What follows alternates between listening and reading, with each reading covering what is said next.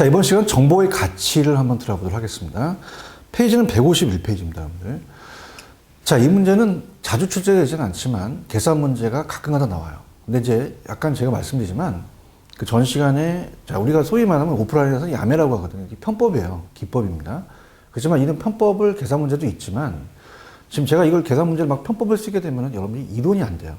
이건 제가 오리지널로 풀어드리고요. 특히 정보의 가치는 투자론 파트의 합해 시장 가치의 일시불 현재 가치를 배우고 이제 오셔야 되거든요. 그러니까 어차피 반복 학습입니다. 그래서 지금 이걸 뭐 빼고 제가 그걸 가고 나서 또 온다는 자체는 그렇고요. 일단 여러분이 투자론을 공부하시고 다시 온다라는 가정에서 그렇게 들어가도록 하겠습니다. 자, 151페이지 정보 가치예요. 자, 이게 이제 시험 문제는 뭐 그렇게 뭐 계속적으로 출제되는 게 아니라요. 우리가 가끔 가다가 이제 계산 문제가 나옵니다. 그러니까 정보의 가치라는 건 뭐냐면, 자, 정보의 가치는요, 이 정보의 현재 가치를 얘기하거든요. 자, 그래서 어떤 사람이 이제 정보 가치를 갖고 왔단 말이에요. 자, 그러면 확실성 하에, 그 정보가 아주 확실해요. 그럼 확실성 하에 현재 가치에서, 자, 불확실성 하에 현재 가치를 뺍니다. 자, 그래서 불확실성 하는 게 이제 내가 매수하는 금액이고, 확실성이 이제 내가 그걸 매도했을 때 얼마만큼 차익을 버느냐라는 간접적인 개념인데요. 자, 이거는 이제 그 152페이지 그 박스의 식이 있거든요. 정보 가치는 뭐가 확실시 되는 경우 현재 가치. 기대값의 현재 가치라는 것은 1년 후에 불확실성이지만 기대값이 얼마만큼 1년 후가 되는 걸 현재 가치로 갖고 오는 겁니다. 다 현재 가치로 갖고 오는 거예요. 자, 그러면 읽어볼게요. 151페이지. 예를 들면 어떤 투자자가 한 단위 액주를 보유하고 있는 1년 후에 인근 지역에 대형 할인점이 들어설 가능성이 있다. 그럼 투자 결정의 현재 시점에 들어갈 가능성이 50%라면 안 들어설 게 50%거든요. 자, 그럼 1년 후에 단위당 해지 가격이, 자, 들었으면 8,800만 원의 1년 후에 가치가 있다는 거죠. 8,800만 원. 자, 요게 50%면 안 들어서는 경우는 어떤 경우냐? 자, 그럼 안 들어서는 경우는 6,600만 원밖에 안 된다. 자, 그럼 50대 50이잖아요. 그럼 1년 후에 대한 것은 이 곱해서 더하는 기대치를 구해서 그 현재 가치로 땡기거든요. 그럼 이제 할인한다는 개념을 투자론에서 배우십니다. 그래서 어떻습니까? 미래 가치, 현재 가치로 갖고 오거든요. 그럼 단위당 해지의 밑에 보시면 불확실성의 현재 가치는 1년 후에 대한 거를 지금 현재 가치로 갖고 와서 그 기대값은 얼마냐는 얘기죠. 자, 그럼 기대가치, 현재가치 밑에 식 있죠. 그래서 우리가 10,000원은 빼고요. 그냥 8,800 하겠습니다. 이게 10,000원이 생겼다는 걸 아시고 0.5에다가 생기는 거. 그 다음에 안 생기는 것은 이제 우리가 6,600에다가 곱하기 0.5. 자, 그럼 어떻습니까? 자, 반이니까 0.5원. 4,400에다가 3,300을 더하면 7,700만 원이 되잖아요. 자, 그럼 7,700만 원에서 할인한다는 거 꼭 투자론에서 배우고 오셔야 됩니다. 그래서 일시불 현가는 현재 가치는 1 플러스 0.2자 이게 할인율이에요. R이라는 자체가 할인율의 얘기거든요. 자, 이게 요구수익률입니다. 지금 요구수익이 10%잖아요. 그럼 1.1이 되니까 우리가 이게 7천만 원이 됩니다. 이게 현재에 대한 그 토지의 기대값이 되는 거죠. 그럼 확실성은 뭐죠? 넘겨보시면 확실성은 자, 8,800만 원이 100%예요. 자, 이건 만 원을 좀 제가 적겠습니다. 8,800만 원이 자, 앞으로 생길 게 확실하다. 자, 그러면 100%라는 건 1을 곱하는 거잖아요. 의미가 없죠. 그러면 요거를 땡깁니다. 1.1로. 그럼 8천만 원이 되거든요. 그래서 정보의 가치는 1,000만 원이 된다는 게 우리 시험 문제입니다. 자, 여기까지만 물어봐요. 오늘은 그거 넘기시면 아까 152페이지 그 정보 가치가 3번에 확실성의 현재 가치에서 불확실성을 뺀 게 1,000만 원이다까지만 가져가세요. 그 밑에 내용은 아직까지 출제가 안 됐기 때문에 제가 나중에 기출문제 다음에 예상문제 10만을 보면서 좀 다뤄보도록 하겠습니다. 여기까지 이제 우리가 시험이고요. 약간 편법을 제가 좀 말씀을 드리는 거는 나중에 제가 이제 여러분이 어떻습니까? 조금 문제집 가셔서 좀 어떤 숙달된 상태에서는 그걸 빨리 푸는 방법을 가르쳐 드리도록 하겠습니다. 근데 중요한 거는 그런 걸 계산 문제는 먼저 바라지 마시고요. 이론을 가지고 간 다음에 나중에 그걸 활용하시면 됩니다. 자, 그러면 152페이지 우리 주택시장으로 들어가도록 하죠.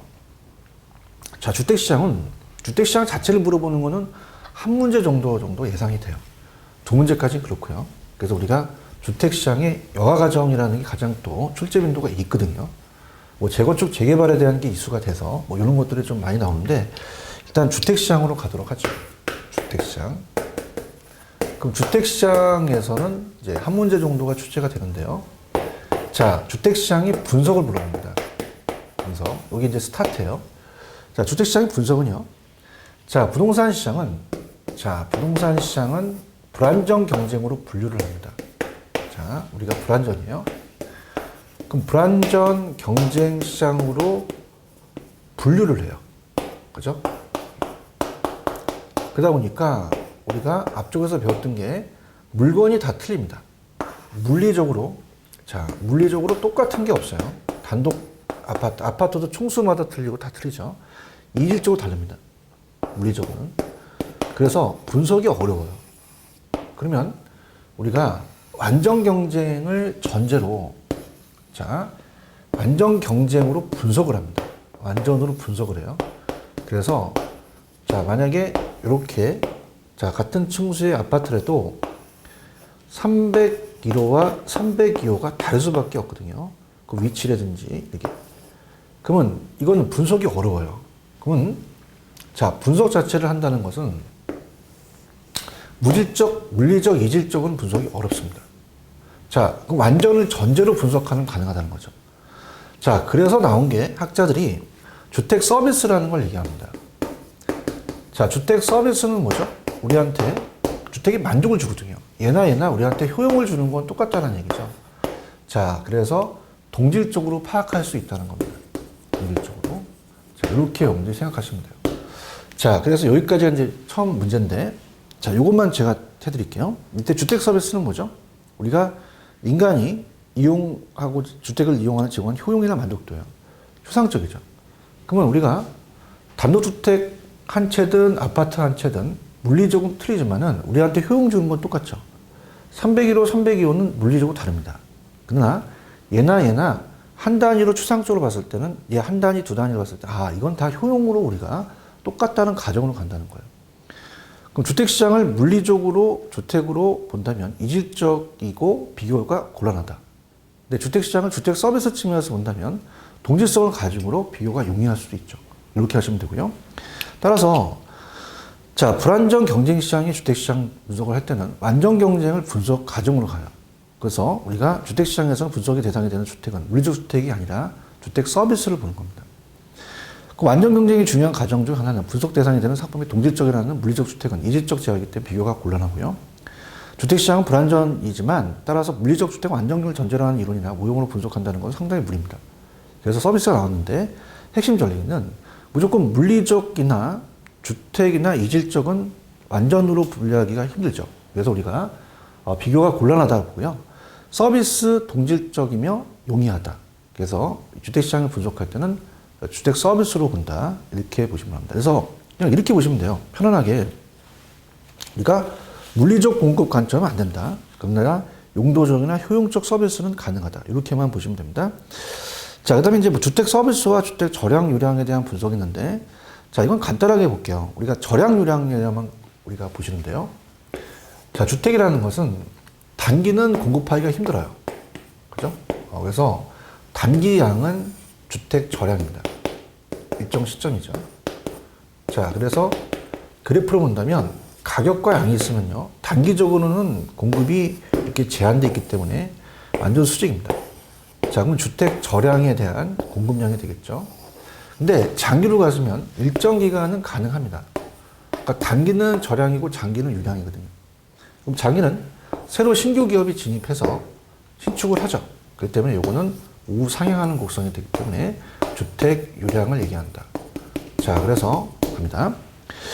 단기는 주택 가격 상승하더라도 주택 절약이 일시에 증가할 수 없기 때문에 단기는 수직이에요. 그러나 장기는 공급이 보다 탄력적이 돼서 공급성이 우상향한다. 그러므로 단기는 일정 시점에 주택 절약이 공급이 되고요. 절약 공급. 그 다음에 장기는 어떻습니까? 공급이 일정 기간 동안에 주택 유량 공급이 되는 거죠. 그래서 단기는 저량이고 장기는 유량이다. 단기는 공급이 제한됐기 때문에 우리가 나중에 가서는 단기와 장기를 같이 분석을 해야 된다. 이렇게만 보시면 됩니다. 그다음에 주택 수요와 소요는요. 앞쪽으로 잠깐 설명을 했는데 우리가 잠재 수요하고 유효 수요라는 게 있었잖아요. 유효 수요. 그럼 잠재 수요는 살 의사와 자, 주택을 살 의사와 수요가 살 의사였는데 살 능력이 없습니다. 자, 이제 이게 무주택 서민들이 대상이죠. 그럼 그 사람들이 얼마만큼 주택이 필요한가가 주택 소요예요. 니즈입니다. 자, 그럼 정부가 개입해서 이 사람들이 얼마만큼 주택이 필요한지를 분석해 봐야겠죠. 근데 유효 수요는 다 같이 갖춰졌어요. 그럼 우리가 살 의사와 살 능력을 다 갖추고 있습니다. 그럼 이건 중상층 이상이거든요. 그럼 중상층 이상들이 자, 주택을 산다는 자체는 시장 논리에 맡겨야 되거든요. 그럼 어떻습니까? 이거는 개입할 필요가 없죠. 이걸 디맨드, 주택 수요라고 하거든요. 그럼 정부가 소유를 수요로 전환시키는 정부의 정책이 필요하겠죠. 들어갑니다. 자, 소유부터 할게요. 소유는 무주택 서민들이기 때문에 형평성을 중시해서 정부가 직접적인 개입이 필요합니다. 그걸 개입을 해서 수요로 전환시키죠. 수요는 디맨드로서 이거는 시장 경제에 대한 방임을 해야 되기 때문에 굳이 정부의 개입이 필요 없죠. 그렇기 때문에 이거는 중상층 이상의 효율성을 중시한다. 그렇게만 가져가시면 되고요. 자, 그 다음에 넘기시면은 주택시장의 여가 과정에서는 별표를 3개 정도를 원합니다. 자, 그래서 여기가 요새 출제가 돼요. 자, 왜 그러냐면은 주택이 항상 고가주택에다가 저가로 간다는 얘기가 신축해서 노후화가 되면 재건축, 재개발하거든요. 정비사업과 연관이 되기 때문에 이쪽에서 많이 되는 것 같아요. 그래서 주택의 여가 과정에 따라서 여가 과정이라는 건 뭐냐? 그 다음에 특히 주택 여가 과정에 대한 거기 보시면 이제 신축이 금지를 가정한다는 자체는 요즘은 출제 빈도가 낮아요. 그러나 항상 이렇습니다. 이제 그 강의 전체를 본다면 어차피 기출이 됐던 한 20년 전에 나왔던 것도 다 하셔야 돼요. 근데 여기 부분은 출제가 낮다라는 걸 미리 말씀을 드리고 최근에는 좀 안 나와요. 예상 문제를 제가 뽑기도 하고요. 분량주택이 있고 그 다음에 주거분리가 있고 분량주택이 있거든요. 이런 것들을 이제 우리가 살펴보도록 할게요. 자, 먼저 우리가 처음 이렇게 접할 때 가장 중요한 건 주택의 여가 과정서부터 한번 공부해 보도록 할게요. 자, 주택은 자, 어떻습니까? 항상 신축이 아니라 노후화가 된다. 그럼 다시 또 재개발, 재건축해서 수선을 해서 새 건물을 바뀌잖아요. 그러면서 다시 또 노화가 된다. 순환을 한다는 얘기예요. 이건 뭐 시장의 자율적인 기능을 수행했기 때문에 시장이 실패라고 볼 수 없고 시장이 잘 돌아간다라는 가정을 볼 수밖에 없죠. 그래서 우리가 주택시장의 여가정입니다. 자, 주택시장의 여가과정. 자, 우리가 여가라는 게 필터링이거든요. 그래서 소득에 따라 그 계층 상하로 이제 이동을 하는 거예요. 자, 그러면 고가주택이라는 것은 자, 반짝반짝 별이 빛납니다. 새 건물이에요. 그래서 이거를 우리가 고가주택, 이 계층을 상위 계층이 사용하죠. 갑돌이가 살고 있습니다. 근데 여기가 이제 노후화가 돼요. 노후화가 돼서 나중에는 이 고가가 저가로 바뀌는 거죠. 자, 그럼 이건 금이 같습니다. 오래된 집이죠. 자, 이걸 저가주택이라고 합니다. 자, 이거는 을돌이가 살고 있고요. 자, 우리가 하위 계층이라고 하죠. 하위 계층. 자, 그럼 이렇게 내려가는 게 하향 여가인데요. 소득 계층에 따라서 상하로 이동하는데, 자, 이런 경우에요. 여가 주거 분리해서 말씀드리겠지만, 우리가 뭐 재건축과도 뭐 완전히 일치하진 않지만, 재건축을 하게 되면 분담금이라는 걸 내요. 공사비 같은 걸. 그럼 계량을 해서 수선비보다 자체 상승이 떨어진다면 메리트가 없거든요. 그럼 얘는 얘한테 팔아버리고 딴 데를 가버려요. 자, 이거를 하향 여가라고 합니다. 그래서 굉장히 쉬워요. 하향이라는 건 지금 내려가고 있잖아요. 다운이죠. 상위 계층이 하위 계층으로 내려가면은 하향 여가다. 이렇게 잡으시고요. 그러나 이적인 이제 나중에 재개발, 재건축한다는 거는 가치 상승이 있죠. 소득이 증가하거나 이러면 자, 업그레이드해요. 그 업이 올라가는 거잖아요. 상향여가다. 하위 계층이 상위 계층으로 올라가는 건 상향여가다. 이렇게 가볍게 보시기 바랍니다. 자, 그다음 계속 순환을 한다라는 자체는 우리가 여가 과정을 긍정적으로 봐요. 그래서 긍정적으로 보기 때문에 항상 어때요? 하향여가가 돼서 또 이 주택들이 그 밑으로 내려가서 많은 저가주택 공급을 늘리게 할 것이고요. 자, 자연적으로 질이 높아져서 품질이 또 향상 되겠죠. 그 다음에 공가라는 게 있거든요. 집이 비어 있는 거. 자, 집이 비어 있는 것도 하나의 중요한 우리가 여가 과정에 또 있기 때문에 또 중요한 요소를 또 작용한다. 이렇게 보시면 합니다. 근데 예전에 우리가 밑에 나와 있는 얘기가 한번 시험 문제 출제가 됐는데 그 다음서부터 우리가 출제는 잘 안 되거든요. 그래서 우리가 일단 주택의 여가 과정에 대한 정의부터 가고 2번을 가도록 할게요. 여가 과정은 소득의 계층에 따라 상하로 이동하는 현상을 얘기를 해요. 그래서 밑에 가시면 하향 여가는 상위 계층이 하위 계층으로 내려가면 하향. 자, 상향 여가는 좀 내용이 들어가죠. 하위 계층이 주택 수선되거나 재개발되는 게 좀 들어가겠죠. 상위 계층으로 사용되면은 상향. 그럼 소득이 증가하면 저가를 안 찾죠. 저가주택 수요가 감소한다는 겁니다. 근데 주택의 하향 여가 과정은 자, 요거는 예전에 출제됐는데 지금은 출제 빈도가 낮아졌어요. 그래서 끊겼는데 그래도 어떻게 출제가 됐는지를 봐야 되죠. 예전에 이런 문제가 나왔습니다. 저가주택에 자, 신축을 금지합니다. 금지. 그러면 저가주택의 일정 수준 이하는 짓지 말라는 얘기예요. 왜? 돈을 적게 들이니까 자, 주택 자체가 질이 나빠질 수밖에 없다는 거죠. 그러면 우리는 어떻게 살아요? 야, 그러면 너네 고가주택을 갖다가 밑으로 내려가니까 그거 갖다 써. 이렇게 하는 거죠. 자, 그러면은 어떤 일이 벌어지냐면 단기적으로는요. 자, 우리 불량주택이라고 하거든요. 금이 많이 가서 급격히 굉장히 주택이 열악하죠. 극히 열악해서. 그럼 이런 것들은 정부가 나서야 돼요.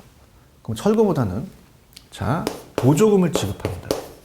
보조금을 지급해서 저가주택 살 수 있게끔 만들어줘야죠. 자, 그러면 정부가 이런 정책에 의해서 저가주택 수요가 증가를 합니다. 그럼 저가주택 수요가 막 늘어나니까 하향 여가가 더 많이 발생하겠죠. 자, 근데 중요한 건 단기는 신축이 안 돼요. 그럼 단기는 가격만 올라간다는 거죠. 근데 장기는 공급이 가능합니다. 그런데 저가주택은 신축을 금지시킵니다. 그러면 어떻게 되냐면 위에 있는 주택이 내려올 수밖에 없어요. 주체가 하향하게 되겠죠. 그래서 하향여가 발생합니다. 그럼 하향여가 발생했다는 건 저가주택에 대한 공급량이 늘어났다는 것은 자, 신축을 한 게 아니라 기존에 있는 저량이 내려갔다는 얘기예요.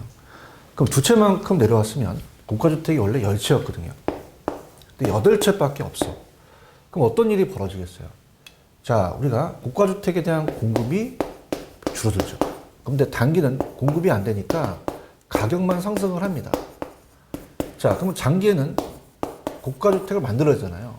그래서 신축에 대한 고가주택에 대한 착공량을 증가시키게 돼요. 자, 근데 비용에 따라 달라요.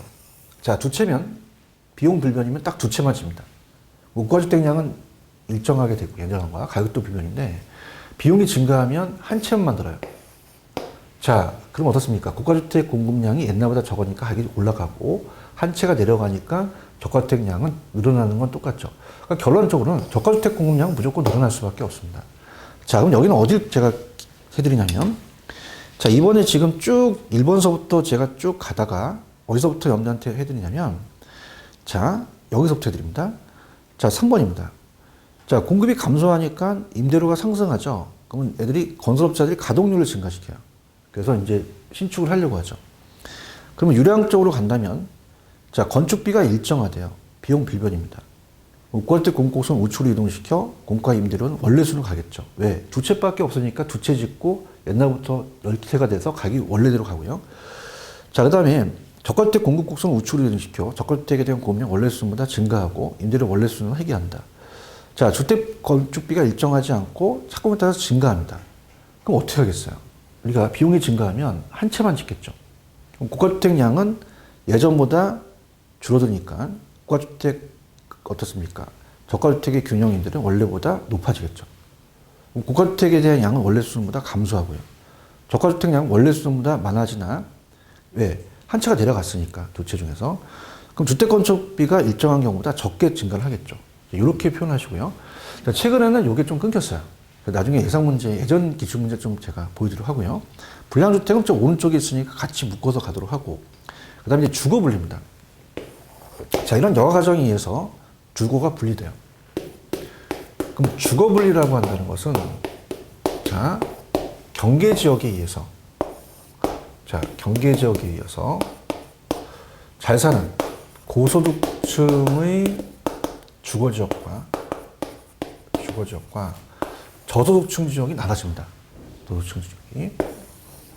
자, 이거는 어떻게 시험 문제가 나왔냐면 주거 지역과 상업 지역의 용도별 분류가 아니죠. 그래서 이거는 용도별 분류가 아니라 소득 계층에 따라 나눠진다. 고조로 분류한다. 자, 그래서 이거는 도시 전체에만 생기는 게 아니라 인근 지역에도 발생합니다. 자, 요새 신축이라는 게 굉장히 세죠. 그래서 새로 새 아파트들이 들어선다면 그 가치가 또 많이 차이가 나니까 인근 지역에도 그것이 발생한다는 얘기입니다. 자, 그럼 제가 여가 과정으로 이제 주거 분리를 한번 설명해 보도록 할게요. 자, 상향여가와 하향여가를 배우셨어요. 자, 그래서 자, 원래 고소득층이 살고 있는데요. 자, 여기에 개량 비용이 들어갑니다. 고치는데. 그럼 개량 비용이 만약에 뭐 한 2억 들었는데 주택 가치가 상승하는 분은 가치가 올라가는 건 1억밖에 안 되면 당연히 안 하겠죠. 그럼 얘네들이 여길 떠납니다. 떠나고 저소득층이 들어온 걸 침입이라 그래요. 자, 우리가 적군의 침입이라고 하잖아요. 이질적인 요소가 들어가는 게 침입입니다. 그래서 얘가 완전히 저소득층을 바꾸는 거를 천이, 계승이나 천이라고 하거든요. 그럼 중요한 거는 이질적이니까 들어있는 것보다 저소득층이 들어가면 무조건 하향여가라고 하셔야 됩니다. 그래서 저소득층 하향여가로 바뀌어버려요. 그러니까 하향여가는 뭐였어요? 아까 상위 계층이 하위 계층으로 아예 바뀐 거잖아요. 그래서 여기는 개량 비용가 많이 들어가니까 어떻게 해요? 수선을 안 하죠. 계속적으로 노후화가 됩니다. 그죠? 막 그래서 쓰레기 매립장 같은 부해, 안 좋은 부정적인 효과가 나타나서 부해 효과가 발생되겠죠. 자, 그런데 여기는 반대예요. 반대여서 자, 원래는 저소득층이 살고 있는데 자, 개량 비용이 많이 들어갑니다. 금리 가서. 근데 개량 비용이 계산해 봤더니 한 1억밖에 안 들어가는데 주택이 가치가 상승분은 막 5억이 올라가. 이건 개량해야 돼. 근데 저소득층들은 돈이 없죠. 그럼 여기를 떠나야 됩니다. 자, 그러면 고소득층이 들어오는 걸 침입이라고 했죠. 아예 고소득층을 바뀌어버립니다. 자, 이거는 어때요? 하위 계층, 상위 계층 바뀐 거거든요. 상향여가라고 하셔야 됩니다. 자, 그러면서 새 아파트가 들어섰으니까 뭐 스타필드라든지 롯데몰이라든지 대형마트라든지 뭐 이런 것들, 그다음에 공원이 들어서기 시작하죠. 긍정적인 정해복화가 된다는 거죠. 이렇게. 자, 그러면 할증과 할인 거래라는 게 있거든요. 자, 그러면 할증과 할인은요. 자, 여기가 저소득층들이 경계선에 있는데 아주 여기가 좋습니다. 공원도 있고요. 고소득층 살고 있으니까 아주 풍경이 좋아. 그럼 이 가치가 올라간다는 얘기죠. 할증 거래가 됩니다. 할증 거래가 되고요. 근데 얘네들은요, 고소득층 주거 지역이나 이 경계에 의해서 막 쓰레기 밀집장이 보이고 막 그래요. 그럼 가격이 떨어지겠죠. 할인 거래가 나타납니다. 그럼 저소득층은 할증 거래를 원하기 위해서는 고소득층과 가까이 원하겠죠. 자, 그래서 주거 분리 현상은 자, 정의 갑니다. 자, 고소득층 주거 지역과 저소득층의 주거 지역이 분리된다는 거가 밑줄. 그 다음에 전체, 도시 전체뿐이 아니라 인근 지역에도 발생한다. 자, 나와 있는 건 제가 얘기를 했기 때문에요. 여기서 가장 키를 제가 잡아드리는 거는 어디냐면 여러분들이 지금 4번을 잡으세요. 침입입니다. 침입은 누가 들어가냐에 따라 다른 거죠. 고가 들어가면 상향여가 되고요. 저가 들어가면 하향여가 되거든요. 그렇다면 침입에 의해서 하향여가 과정이 반복됐어요. 자, 그럼 어떻게 누가 들어가는 거야? 저소득층이 들어가죠. 고가 점차 저가로 바뀌고 어떤 토지 이용이 이질적인 요소의 침입이고요. 다른 종류로 바뀌는 게 천의와 계승이었잖아요. 이렇게 보시면 됩니다. 근데 우리가 주택이 노화가 심해지면 결국 저소득층의 주거지역은 재개발되고 고소득층 주거지역으로 바뀌는 게 상향여가죠. 자, 이렇게 보시고요. 그럼 마지막 이제 불량주택만 얘기하면 되는데요. 이 불량주택은 극히 열악해요. 근데 주택이 안 좋죠. 그럼 정부가 개입할 수밖에 없어요. 그래서 정비사업 같은 걸 얘기하죠. 그러면 불량주택이 돼버렸어요. 불량주택 문제를 해결해야 됩니다. 원인을 찾죠. 왜 그러냐. 자, 원인은요. 자, 불량주택에 살고 있는 이 일돌이는 소득이 낮아서 그렇습니다. 그래서 주택 그 자체의 문제가 아니라 소득에 대한 문제죠. 왜냐하면 자, 이 원인은 시장의 실패라고 그러면 안 됩니다. 시장의 실패. 자, 우리가 이제 정책 파트에서 입문 과정을 잠깐 얘기했지만 정부가 개입하는 건 시장 실패 때문에 개입하는 거거든요. 그럼 시장 실패는 원하는 사람한테 효율적인 자원 배분이 안 되는데, 자, 이거는 저소득층들은 어때요? 가격이 낮은 거라도 자기가 사야 되거든요. 저가주택이 없으면 안 돼요. 저가주택이 있다는 거는 지가 원해서 산 거거든요. 자, 그럼 이거는 시장의 실패가 아닙니다.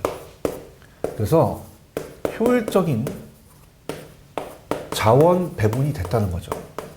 그러면 정부가 개입하는 거는 시장의 실패가 개입하는 게 아니라 원인은 저소득입니다. 이제 그 원인 자체가 주택 문제 그 자체가 아니라는 거죠. 그러면 대책을 만들어야겠죠. 자, 대책은 철거하면 안 돼요. 철거하면 쟤네들 갈 데 없어. 철거하지가 않고요. 실질 소득을 높여줍니다. 그래서 좀 금 들어간 대로 간다면 또 우리가 상향여가가 되겠죠. 자, 그래서 불량주택 문제는 그 자체의 주택 문제가 아니라 소득의 문제입니다. 그래서 넘기시면 불량주택 문제는 하향여가 저소득층의 산물이 소득 문제가 시장 실패가 아니고 자원이 효율적으로 배분이 됐어요. 그럼 자원 배분의 과정이죠. 자, 그럼 시장 실패가 아니기 때문에 정부는 철거로 개입하면 안 됩니다. 어떻게 돼? 실질 소득을 높여준다는 걸 꼭 기억하시기 바랍니다. 자, 이렇게 해서 여가 과정을 정리하시면 되고요. 한 문제 정도가 꼭 나옵니다. 자, 그 다음에 이제 우리가 162페이지 지대론의 기본적인 개념만 좀 잡겠습니다. 자, 페이지 162페이지입니다. 162페이지. 자, 162페이지도 나왔던 게 지대와 지가에 대한 개념은 또 예전에 출제가 한번 됐었는데요. 여기도 투자론과 연결이 되거든요. 자, 용어 정리를 간다면, 자, 토지가 있어요. 갑돌이가 토지 소유자입니다. 토지 소유자를 지주라고 하죠. 땅의 주인. 그럼 얘가 을돌이한테 빌려줘요. 그죠? 그럼 땅의 임대료가 지대거든요. 지대. 토지의 가격이 지가입니다. 그러면 어떤 일인지 우리가 보냐면, 지대는 일정 기간에 대한 우리가 토지의 임대료니까 일정 기간을 명시합니다. 유리한 개념이고요. 자, 지가라는 건 일정 시점에 화폐와 교환하는 가치죠. 그렇기 때문에 저량에 대한 개념이다. 이렇게 가져가실 거고요. 그 다음에 이제 이것도 수자론과 관련이 되는데, 지대를 우리가 구한다는 식은요, 미래에 계속적으로 발생되는, 우리가 어떻습니까? 지가라는 건 토지 가격은 지대라는 게 있어요. 이게 계속적으로 우리가 나오거든요. 매년. 그럼 우리가 이거는 이자율이라는 걸로 나누게 되면 현재에 대한 지가가 되거든요. 그러니까 투자론에서 잠깐 배우고 오시면 투자론이 이게 할인율이라는 개념이에요. 그럼 명동의 땅값이 비싸잖아요. 그러면 지가가 높으면 지대가 높으니까 이건 비례 관계라는 겁니다. 비례. 예전에 출제가 됐기 때문에 이건 참고만 하세요. 근데 우리가 할인을 많이 하면요, 가치가 떨어져요. 그럼 지가와 지대는 반비례다고만 우리가 정리를 하시면 됩니다. 자, 오케이. 자, 내용을 보시면요. 지대는 일정 기간이니까 어떻게 돼요? 지금 일정 기간 동안 토지의 사용의 대가란 말이에요. 그럼 우리가 배웠던 유량에 대한 개념이고, 그 다음에 지가라는 것은 일정 시점에서 토지를 화폐와 교환하는 대가거든요. 저량이라는 개념. 자, 지가는 지대는 비례하고 이자를 할인율에 반비례한다. 이렇게 보시면 되고요. 자, 지가는 부동산 가치에 그럼 비례합니다. 그죠? 그래서 가치가 높으면 부동산 가격도 높아지는 거죠. 근데 화폐 가치와 반비례하는 것은, 자, 인플레이션 발생되면 물가가 상승하면 화폐 가치가 떨어져요. 그럼 실물 가치가 올라가죠. 그래서 지가 부동산 가격과 화폐 가치는 반비례다. 자, 이렇게 정리해 두시기 바랍니다. 자, 그 다음에 자, 163페이지에 대한 지대 결정 이론이라는 게 있습니다. 자, 그래서 이거는 잠깐 이제 보시게 되면 고존화파와 신고존화파로 나누게 되거든요.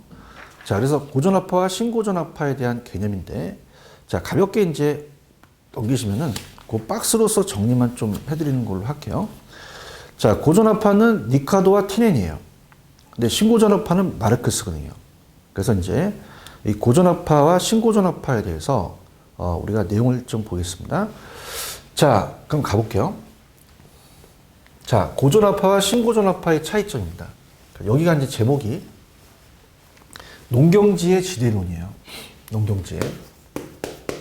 농경지의 지대론이다.